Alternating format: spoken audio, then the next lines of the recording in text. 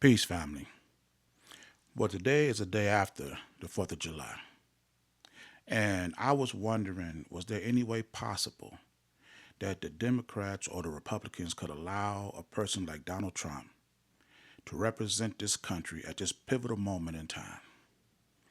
With the baggage that this man has brought not only into the White House, but what he's done while as President of the United States, is there any way possible that they could allow him to make the speech knowing how this man is a terrible speaker? He's incoherent. He doesn't stay on topic. And like I say, with the accusations, the court the court has already found him guilty of sexual assault.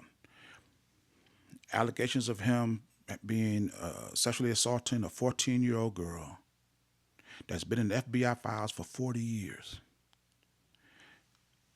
Is there some way that they could put somebody else on the podium saying that no, there's no way we can allow Donald Trump to represent the country with these pending litigations against him? So we're going to have some kind of proxy or somebody else, anybody else that does not have these type of accusations against them to represent the country. We cannot, until these things have been decided, litigated, and cleared up, there's no way we can allow this. And they've done it. They allowed him to speak on behalf of this country. At this pivotal moment, the 250, you'll never be able to go back and do this over again. Once it's done, it's done. And when you look at the culture that Donald Trump's presidency has stirred up in this country, late last night, you could see, well, yesterday, you could see the white nationalists, white supremacists, walking through the streets of Washington, D.C.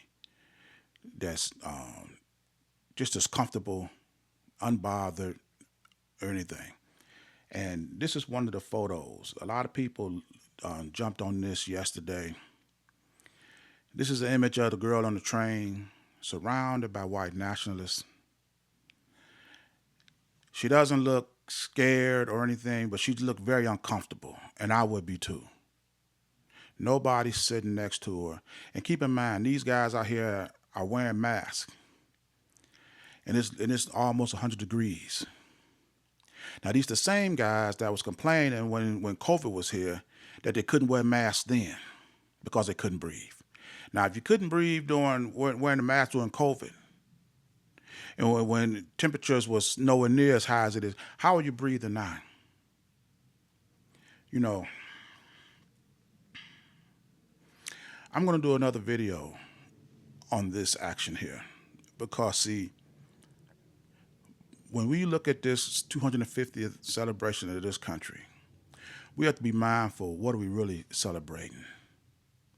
Are we celebrating 250 years of improvement, 250 years of advancement in technology, application, process, results, efficiency? Or after 250 years, is this country still at the same level it was at year one? And I believe that this country has not maybe 250 years old, but it is 1 year old in mentality. When you have people like this, brazen enough to walk the streets, unbothered, undeterred by the law, what are we really celebrating? You know. But like I said, I'm going to do a follow-up video on this, and it's going to be something that you're going to want to keep your ears and eyes open for. And I don't know who this little girl is, but I wish to God that we had some type of social organization that could reach out and give this girl some comfort, to let her know that there are people out here that's willing, that has her back, has her protection, even though she's on this train by herself, that she is not alone.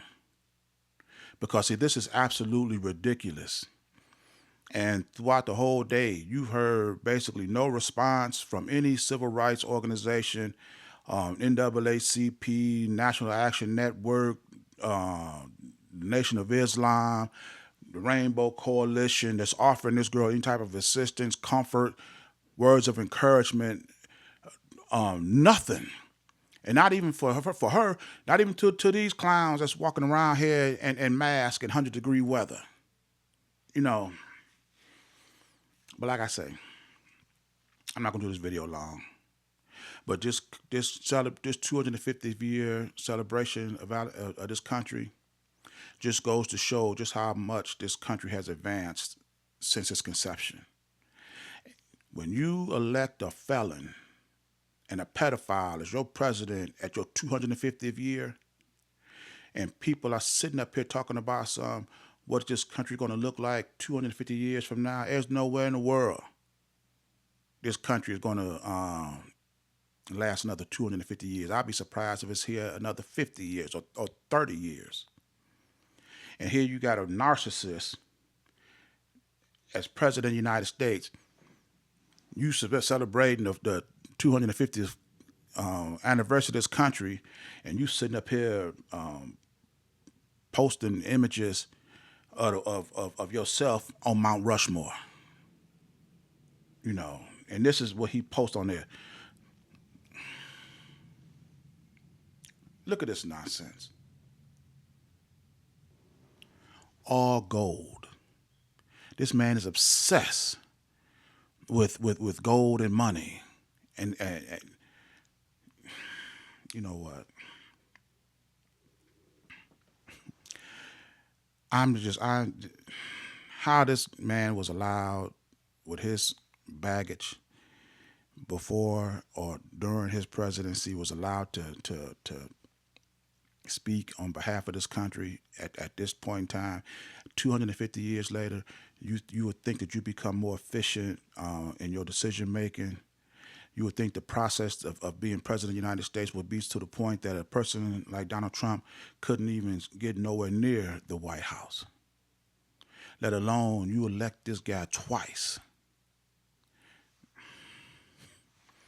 Like I say, if we supported a real organization for black people, as this is right here, with a true leader for our people, that girl on the bus would have rode that bus which was as much comfort as she was in her mother's arms, because she would have known that her back is protected by a real organization, by real people who are disciplined and focused and organized around organizing our people. So no matter where she's at, whether she's by herself, she's never going to be alone. Not as long as I'm around and my organization, Citizens of the African Order, exists. But, you know, like I said, I'm gonna make another video about this incident right after this, and keep your eyes and ears open for that. It's going to be worth the wait. And I'm going to end this video here, and as always, these are my thoughts, my opinions. I invite you to leave yours in the comments, and I'll see you in my next video. Ashe.